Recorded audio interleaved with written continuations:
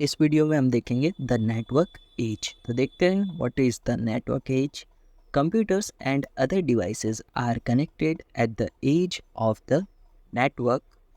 ठीक है, यहाँ पे जो कंप्यूटर्स हैं और जो अदर डिवाइसेस है वो सभी नेटवर्क की एजेस यानी एंड पर जो कनेक्ट होते हैं उन्हें हम कहते हैं एज सिस्टम। ठीक है, ये आगे देखना है। यहाँ पर देखो, ये हमारा पूरा डायग्राम है ना, ये पूरा नेटवर्क है। ये नेटवर्क की एजेस पे आप देखो, यहाँ पर भी डिवाइस है, यहाँ पर भी डिवाइस है, ये वाले पूरे सेक्शन पर डिवाइस ही डिवाइस है। यानी जहाँ पर नेटवर्क के एजेस पे आप देखोगे तो वहाँ पे आपको कुछ डिवाइसेस दिख रहे होंगे, और इन कंप्यूटर्स या फिर डिवाइसेस को आप कह सकते हो होस्ट या फिर एंड सिस्टम। एंड सिस्टम क्यों कहा जा रहा है? क्योंकि यहाँ पे आप देखोगे, यहाँ पर एजेस पर तो ये आ चुके हैं, यानी फिर इनके आगे जो है इंटरनेट नहीं जा रहा है, यानी इंटरनेट वहाँ पर एंड हो जा रहा है। और यहाँ पर सिस्टम कौन से है? And systems. इसके लिए उसका नाम क्या हो गया? And systems.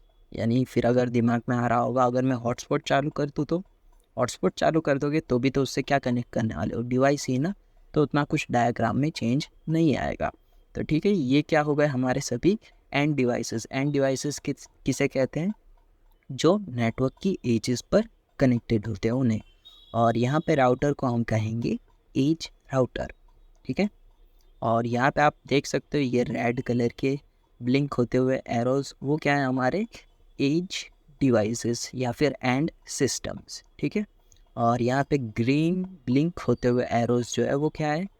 As routers. ठीक है, अब यहाँ पे हमारे पास नेटवर्क के दो टाइप है। पहला है पीयर टू पीयर नेटवर्क और दूसरा है क्लाइंट सर्वर नेटवर्क। ठीक है, पहले देखते हैं पीयर टू पीयर कनेक्शन। इसके अंदर क्या होगा? सेंडर और रिसीवर जो है पॉइंट टू पॉइंट कनेक्टेड होंगे। ठीक है, डायरेक्टली कनेक्टेड होंगे। यानी जो भी सेंडर को फाइल चाहिए वो रिसीवर को रिक्वेस्ट करेगा और रिसीवर उसे फाइल जो है वापस भेज देगा।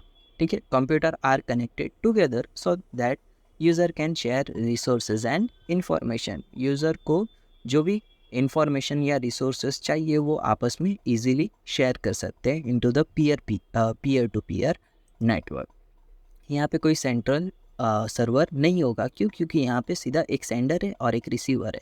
या फिर अगर सेंडर और रिसीवर करने जाए या फिर क्लाइंट और सर्वर करने जाए तो फिर ये हो जाएगा क्लाइंट और ये एज अ वर्क करेगा सर्वर। ठीक है, each of them work as a both client and server. ठीक है, कभी क्लाइंट ये बन जाएगा, कभी सर्वर ये बन जाएगा, कभी क्लाइंट ये बन जाएगा तो कभी सर्वर ये बन जाएगा। ठीक है, दो ही कनेक्शन यानी दो ही मैक्सिमम यूज़र्स है यहाँ पीयर टू पीयर नेटवर्क के अंदर। Example bit Torrent. ठीक है, आपने टोरेंट नाम सुना ही होगा।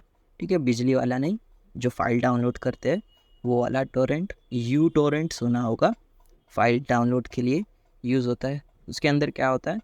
कोई एकदम बड़ी फाइल होती है ना, उसे एक सर्वर पे रखा गया है। ठीक है, वहाँ पर से अभी फ़िलहाल एक ही जन जो है उसे डाउनलोड कर रहा है। ठीक है, ये एक सर्वर है और यहाँ पर फाइल पड़ी हुई है, वहाँ पर एक बंदा जो है फाइल डाउनलोड कर रहा है। ठीक है, तो अभी इसकी डाउनलोड स्पीड जो है अभी जितनी मीडियम स्पीड होगी उतनी स्पीड से वो डाउनलोड कर रहा होगा।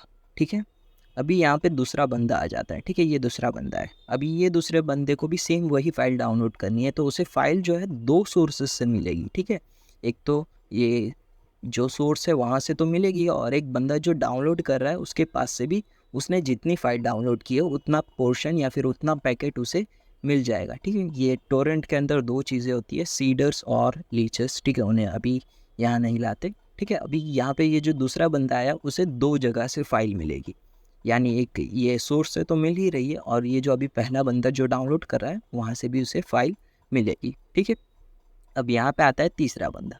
अब ये तीसरे बंदे को सोर्स से तो मिलेगी और ये जो दो डाउनलोड कर रहे हैं ना, इनका जितना पोर्शन डाउनलोड हुआ है उतना पोर्शन इसे मिल जाएगा। ठीक है, तो इसके अंदर क्या होगा? जो फाइल है वो मल्टीपल जगह पर से डाउनलोड होगी।